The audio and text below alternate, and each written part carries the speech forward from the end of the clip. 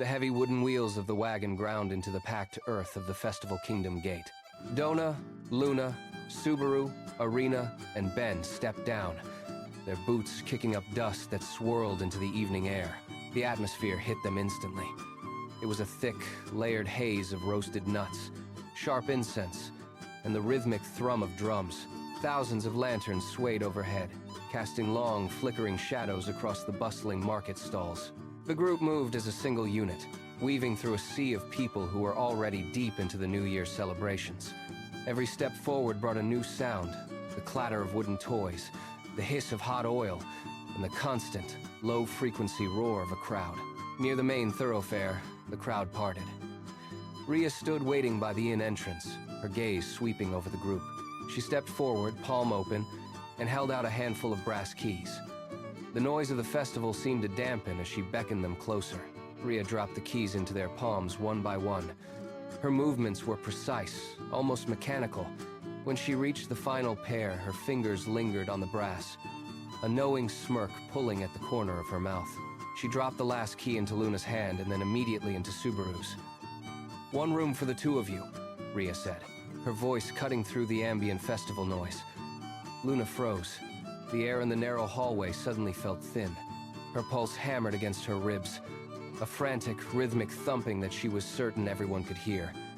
A deep, burning heat climbed from her neck, turning her face a vivid, undeniable crimson. She opened her mouth to speak, to object, to demand a change, but the words died in her throat. Her lungs felt tight, restricted by the sudden proximity to Subaru. She looked down, staring at the key in her palm as if it were a burning coal. Subaru stood beside her, silent, his presence looming large in the cramped space. The memory of the Love Cave incident surged forward, unbidden and sharp. The room fell into a heavy, suffocating silence. Luna collapsed onto the bed, her body rigid, eyes squeezed shut against the dark. Her breathing slowed, then hitched.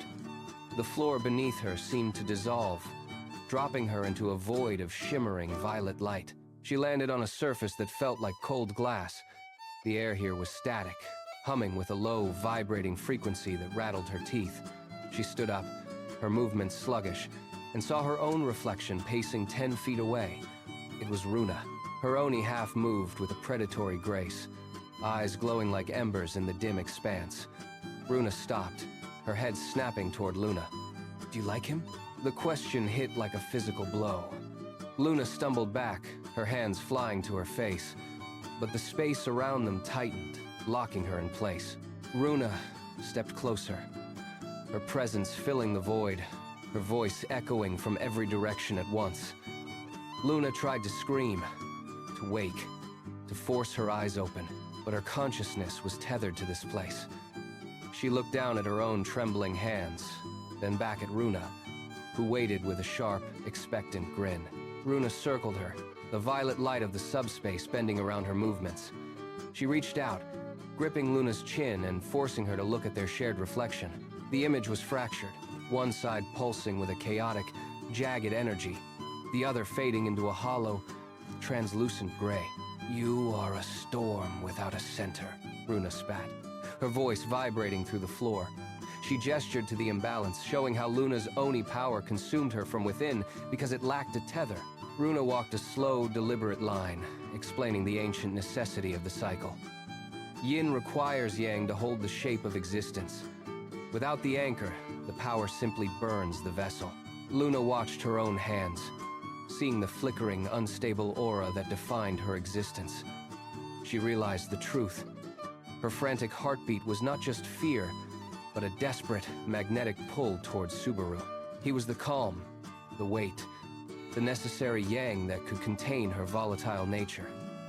Runa released her, stepping back into the shadows, leaving the realization to settle in the cold air.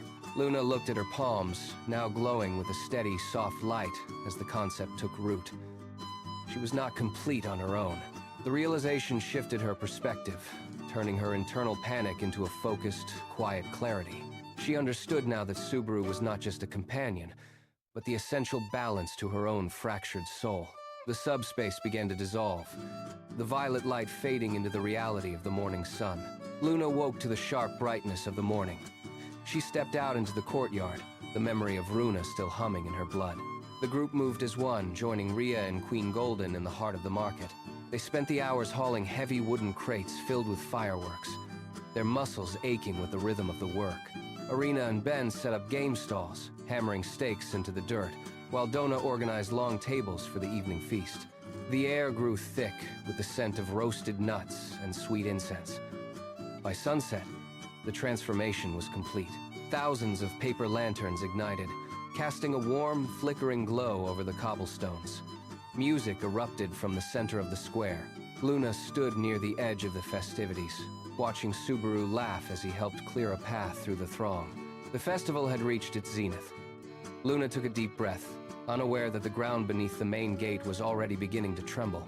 The sound arrived before the sight, a splintering roar that turned the music into a scream. The main gate buckled inward, wood and iron flying into the crowd like shrapnel.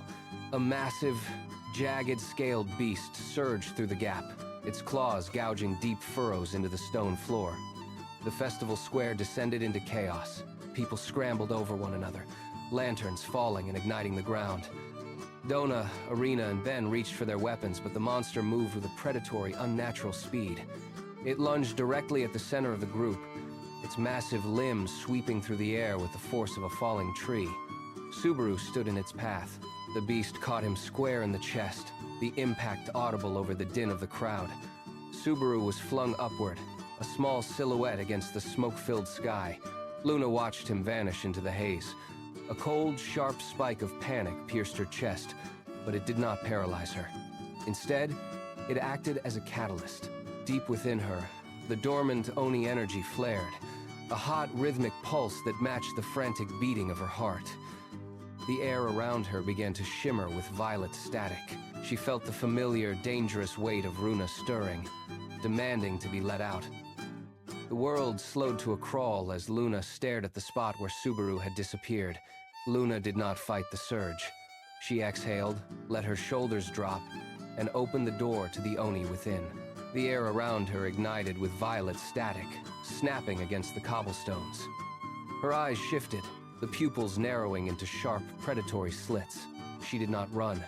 She exploded forward, her feet shattering the stone beneath her as she launched herself into the night air.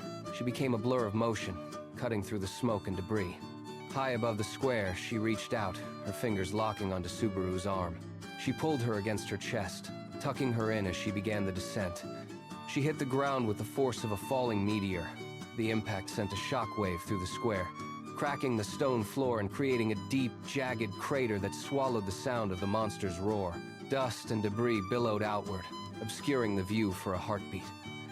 When the air cleared, the crowd stood frozen.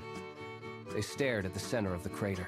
She set Subaru down gently, but her gaze never left the monster. She was no longer the girl who had arrived at the gate. She was a weapon, and she was ready. Luna turned. The monster lunged, its massive jaws snapping at the air, but she was already gone. She moved in a series of jagged, impossible bursts, appearing at the beast's flank before it could finish its stride. Her fist connected with the monster's side, the impact sounding like a heavy hammer striking an anvil. The creature stumbled, its scales cracking under the sheer weight of the blow. It roared, a guttural sound of frustration, and swiped blindly with its claws, but she danced beneath the arc of the limb. She moved with a terrifying, rhythmic precision. Every strike she landed targeted a weak point in the creature's armor, shattering the jagged plates and forcing it to retreat. She drove her knee into its chest, pinning it against the wreckage of the gate, and unleashed a final, concentrated flurry of strikes. The monster's resistance crumbled. It simply disintegrated, collapsing into a fine, gray dust that settled slowly over the shattered stone. The adrenaline drained away, leaving only the dull ache of overtaxed muscles. The group retreated to the hot tub, the water steaming in the cool night air. The heat seeped into their limbs, loosening the tension that had held them rigid during the fight. Luna sat at the very edge of the stone basin, her back turned to the others. She kept her face buried deep in her hands, her fingers pressing against her temples. The memory of the battle played on a loop behind her eyelids. She felt the phantom weight of her fists, and the terrifying cold precision that had possessed her movements. Her skin burned, not from the water, but from the sheer intensity of the rage she had unleashed. She could still feel the vibration of the monster's collapse in her marrow. Across the water, Subaru leaned back against the smooth stone edge. He did not look away. He watched her with a soft, lingering smile that held both gratitude for his life and a quiet, persistent confusion. He reached out, his hand hovering briefly over the surface of the water before pulling it back. Luna caught his gaze for a fraction of a second, then ducked her head lower, her cheeks flushing a deep, heated crimson. The silence between them was heavy, filled with the questions they were not yet ready to ask. The festival lights flickered in the distance, casting long, dancing shadows across the water. But here, in the rising steam, the world had narrowed down to the two of them.